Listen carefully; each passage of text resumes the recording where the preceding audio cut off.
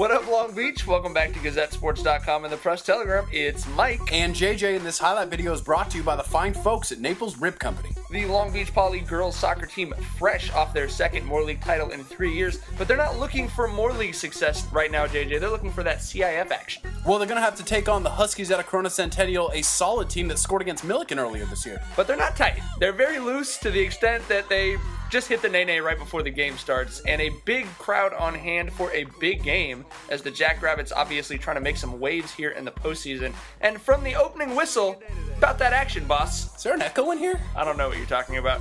But obviously, Poly, the lion's share of the chances you'll see here. Leslie Run, Don't Walker, clobbered by the goalie right there. More chances in the first half of this game than we saw from this team, maybe in any half of any Moore League game this season. Tavia Leishman was the difference up top for the Jackrabbits in the second half of the Moore League season. I mean, working hard. I mean, single-handedly outworking the entire Huskies defense. You see him getting frustrated. And then Tori Gonzalez almost nails the goal of the year. What team is this? This is not the defensive-minded, we're going to beat you up Poly Jackrabbits and won the Moore League. That's literally what head coach Terry Collins asked after the game. She said, I mean, I didn't really recognize that team. But Leachman, too. Oh, is that Lucky 7 back in the lineup? Cke'lana Caesar, her first competitive game in 3 months. And here, you're going to see her again. Leachman, the off-balance flick to Caesar, who slots it home. Quickly recognizable now. Yeah, for sure. Lucky 7 and 22 hooking up right there. It's 1-0. And Poly was closer to the second than the Huskies were to their first. A ton of chances keyed by Leachman here. Well, this might be the most dominant playoff performance we've seen from the Poly Jackrabbits, I don't know, since we started doing this back in 2008. They just have not had that confidence going into the playoffs,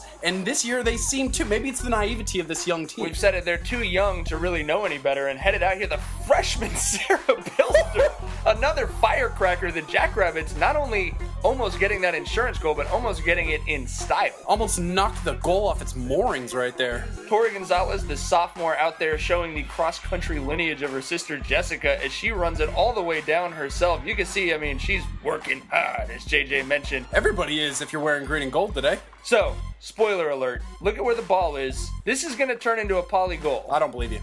Well, easy to understand, because how does that make any sense? It's an all-hail Caesar kind of a moment. The rejection played out to Gonzalez, who makes another long run. This time draws the goalie out, sneaks it by her, and yeah, she's exhausted, but winner, winner, Jackrabbit dinner. They are moving on to the second round with a 2-0 win over the Huskies. Caesar, obviously the difference. Poly feeling good. They're going to visit Westlake on Wednesday to continue their run through the CIF Division II Girls Soccer Playoffs. And for all of that Division II Girls Soccer Playoffs, you stay right here. Your home for everything local sports.